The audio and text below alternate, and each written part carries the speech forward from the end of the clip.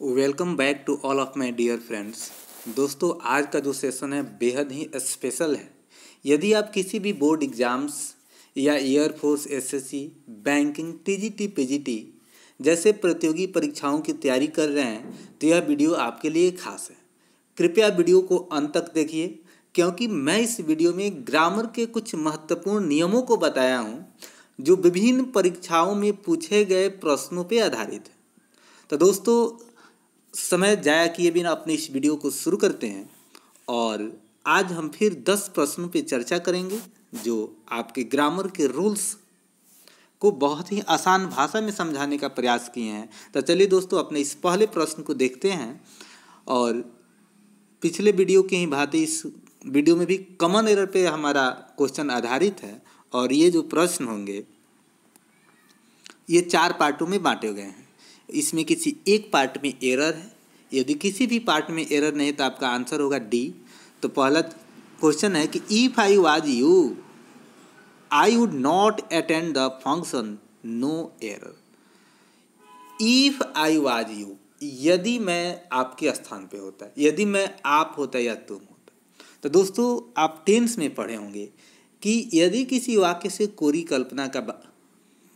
कल्पना का बोध कराया जाए तो सब्जेक्ट चाहे जो भी हो, वर्ब हमारा वेयर होता है। सब्जेक्ट चाहे जो भी हो, वर्ब हमारा वेयर होता है। और यहाँ पे आपको आई के अनुसार वाज का प्रयोग कर दिया गया है और यहाँ पे इफ आपका कंडीशनल है और इसलिए यहाँ पे एक इच्छा, कोरी कल्पना की बात है जो पूरा नहीं हो सकता है। तो यहाँ पे एरर जो है हमारा पहले पार्ट में है और यहाँ पे वाज के स्थान पे क्या होगा, वेयर होगा। तो दोस्तों, आगे बढ़ते हैं अपने अगले प्रश्न की तरफ। नॉलेज ऑफ एटलीस्ट 2 लैंग्वेजेज, कम से कम 2 भाषाओं की जानकारी are required to pass the examination, परीक्षा पास करने के लिए जरूरी है। तो दोस्तों, आपको यदि ऑफ की सहायता से 2 नाउन को जोड़ा गया हो तो आपका जो वर्ब होगा वह ऑफ के पहले आने वाले शब्द अर्थात नाउन के अनुसार प्रयुक्त होगा।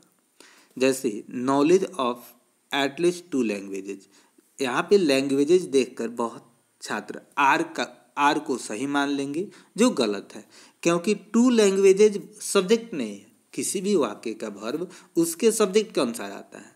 जैसे अब सब्जेक्ट किसे कहते हैं, एक बेसिक सी बात है। हम जिसके बारे में बात करते हैं दोस्तों, वही सब्जेक्ट होता है और उसी सब्जेक्ट के नंबर और पर्सन के अनुसार उस वाक्य का वर्ब आता है।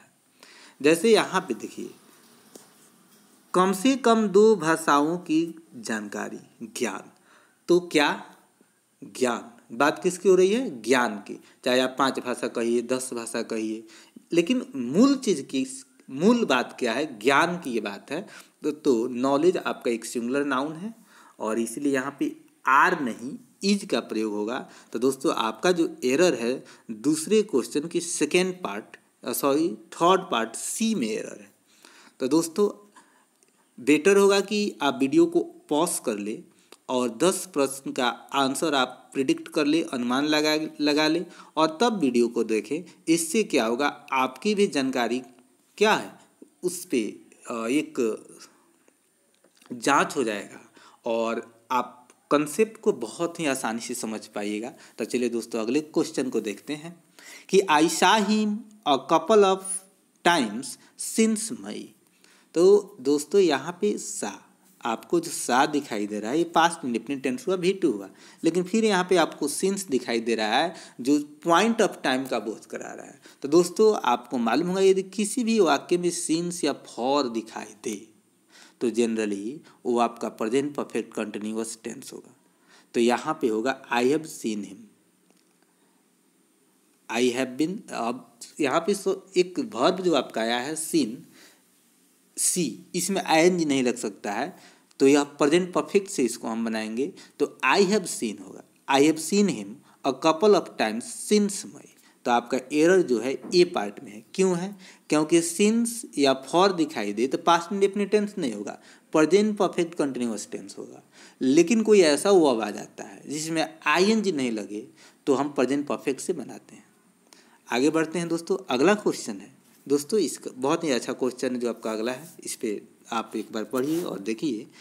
T which I am drinking, चाय जो मैं पी रहा हूँ, इज हॉट, क्या है, गर्म है। तो दोस्तों विच आ गया, एक रिलेटिव प्रोनाउन है और रिलेटिव प्रोनाउन के पहले आए हुए नाउन के पहले हमेशा ही आर्टिकल द का प्रयोग किया जाता है। अब यहाँ पे आप टी देख रहे हैं जो एक मैटेरियल नाउन है, इसके पहले आर्टिकल नहीं आता है, आप पढ़े होंगे, लेकिन कुछ खास केस में आता है, जैसे रिलेटिव प्रोनाउन हो गया तो आर्टिकल आएगा। दूसरा चीज़, यह जो टी है एक खास चाय की बात हो रही है, यहाँ पे निश्चित है, जैसे मैं चाय जो पी रहा हूँ वो क्या है, हॉट है, गर्म है, तो यहाँ पे टी के पहले आर्टिकल द आएगा। ये जो एरर है दोस्तों वो आर्टिकल का है। अगले क्वेश्चन के तरफ बढ़ते हैं। We are looking forward to hear news about the missing fisherman. हम लोग जो फिशरमैन मछुआरे जो गुम हो गए थे उनके बारे में समाचार सुनने के लिए देख रहे थे। तो यहाँ पे आपको लुक फॉरवर्ड टू दिखाई दे रहा है, लुक फॉरवर्ड टू। तो दोस्तों लुक फॉरवर्ड टू के बाद हमेशा ही जीरन का प्रयोग किया जाता है। यह जो टू है आपका इन्फिनेटिव नहीं, एक प्रेपोजिशन है, तो यहाँ पे हो जाएगा आपका हियरिंग। तो आपका जो एरर होगा वो बी पार्ट में है, हियरिंग होगा, यहाँ पे हियर नहीं होगा। तो दोस्तों आगे बढ़ने से पहले यदि अभी तक आप वीडियो को लाइक नहीं किए हैं तो प्लीज़ वीडियो को लाइक कर दें, और चैनल पे नए हैं तो प्लीज़ अपने इस channel English with Dilip sir को सब्सक्राइब करें और वीडियो को ज़्यादा से ज़्यादा शेयर करें। तो दोस्तों अगला जो क्वेश्चन है कि the actress was shocked by the news of her dogs death. तो देखिए दोस्तों इसका हिंदी कैसे निकलेगा। एक्ट्रेस, जो एक्ट्रेस थी, अभिनेत्री थी, वह, यहाँ पे पोसेसिव एडजेक्टिव आ गया, तो वह अपने कुत्ते, एपोस्ट्रॉफी एस में का के की, तो कुत्ते के मृत्यु पर ऑफ का किसी भी प्रीपोजिशन का कोई फिक्स हिंदी नहीं होता है, तो वह अपने कुत्ते के मृत्यु के समाचार से क्या थी, शॉक्ड थी, है, आश्चर्यचकित थी, हैरान थी। तो यहाँ पे जो एरर है वो प्रीपोजिशन का है, क्योंकि आपका जो शॉक्ड वर्ड दिखाई दे रहा है इसके बाद फिक्स प्रीपोजिशन आता है एट, जैसे शॉक्ड, सरप्राइज्ड, हैप्पी के बाद आएगा आपका एट। तो याद रखिएगा, शॉक्ड, सरप्राइज्ड, एस्टोनिश्ड, हैप्पी के बाद कौन सा प्रीपोजिशन आएगा, एट। दोस्तों यदि आप वीडियो को देख रहे हैं और आप अपने स्टडी के प्रति सीरियस हैं तो प्लीज़ अपने पास एक नोटबुक और कलम रखें। जो भी आपको वर्ड या की पॉइंट्स बताए जा रहे हैं उन्हें आप कृपया नोट कर लें। आगे बढ़ते हैं। अगला जो क्वेश्चन है, I know a doctor you are referring to नोयर। I know a doctor you are referring to, दोस्तों यहाँ पे यू आर रेफरिंग टू बता रहा है, मतलब किसी को संकेत किया जा रहा है। तो जब हम किसी की तरफ संकेत करते हैं तो वह क्या हो जाता है, व्यक्ति खास हो जाता है। तो यहाँ पे जो आपका डॉक्टर वर्ड दिखाई दे रहा है यह सामान्य नहीं है, तो इसलिए इसके पहले आर्टिकल ए नहीं द का प्रयोग किया जाएगा। तो आपका जो एरर है वो बी पार्ट में है, क्योंकि डॉक्टर के पहले आर्टिकल द की ज़रूरत है। ये भी एरर आर्टिकल टॉपिक पे आधारित है। तो दोस्तों ये मत समझिए कि आप जो कॉमन एरर पढ़ रहे हैं बहुत टॉप चैप्टर है। यदि आप नाउन, प्रोनाउन, वर्ब, एडजेक्टिव अर्थात पार्ट्स ऑफ स्पीच अच्छे से पढ़े हैं तो आप कॉमन एरर को आसानी से बना पाइएगा। दूसरा चीज़, आप चाहे जितना भी पार्ट्स ऑफ स्पीच पढ़े हो, यदि क्वेश्चन के माध्यम से आप नहीं सीखते हैं तो आपसे कॉमन एरर नहीं बन पाएगा। तो चलिए दोस्तों आगे बढ़ते हैं। Visitors were not permitted entering the park after dark. तो दोस्तों जो विजिटर्स थे, आगंतुक थे, वे अंधेरे के बाद प्रवेश के लिए अनुमतित नहीं थे, उन्हें आने की आज़ादी नहीं थी। तब परमिट जो आपका वर्ड है यह एक फिक्स प्रीपोजिशन लेता है, ये प्रीपोजिशन का एरर है, तो वो परमिटेड टू होता है। तो जब हम टू का प्रयोग करेंगे तो यहाँ पे इंटरिंग नहीं होगा, इंटर होगा। पर क्योंकि परमिट जो वर्ड है अपने बाद इन्फिनेटिव का प्रयोग लेता है, तो यहाँ पे परमिटेड टू इंटर होगा। तो आपका एरर है दोस्तों जो बी पार्ट नहीं सी पार्ट में है। क्या एरर है?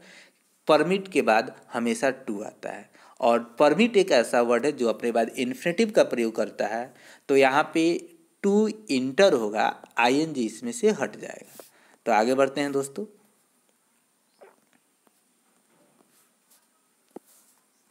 The fifth and final act of Macbeth contain the sleepwalking scene. तो जो मैकबेथ का पांचवा और अंतिम दृश्य है, एक्ट है, उसमें स्लीप वॉकिंग दृश्य शामिल है, कंटेंट्स समाहित है।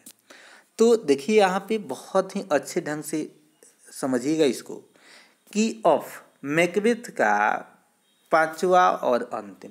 तो बात किसकी हो रही है? पांचवा और अंतिम। तो आप देखिए कि पांचवा और अंतिम दो है कि एक है। तो दोस्तों पांचवा कहिए या अंतिम कहिए, तो ये क्या है? आपके लिए एक है। तो जब एक है तो सब्जेक्ट आपका हुआ सिंगुलर, तो वर्ब कैसा आएगा? सिंगुलर। दोस्तों यह कंटेन आपका वर्ब का पहला रूप है।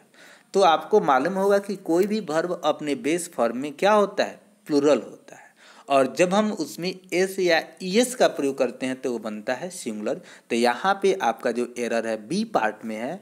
क्या एरर है? कंटेन प्लूरल है और यहाँ पे सिंगुलर चाहिए, इसमें केवल हम एस जोड़ देंगे, कंटेंस हो जाएगा तो सिंगुलर हो जाएगा, और एक जो आपका सेंटेंस हो करेक्ट हो जाएगा। तो दोस्तों एक यदि आप टीजीटी पीजीटी की तैयारी कर रहे हैं या किसी भी टीचर कॉम्पिटिटिव एग्जामिनेशंस की तैयारी करते, याद रखिएगा आपका जो मैकबेथ है उसका 5 एक्ट है, 5 पार्ट में है, और आखिरी जो सीन है उसमें स्लीपिंग सीन है, स्लीप वॉकिंग सीन है। और यदि एक आपको आसान भाषा में फिर समझाने का प्रयास करते हैं कि यदि एंड से दो नाउन को जोड़ा गया हो, यदि किसी एक ही नाउन के पहले आर्टिकल आए तो वर्ब सिंगुलर होगा, यदि दोनों के पहले आए तो प्लूरल होगा। तो यहाँ पे एक ही नाउन के पहले आर्टिकल आया है तो आपका वर्ब क्या होगा? सिंगुलर होगा, तो कंटेंस होगा।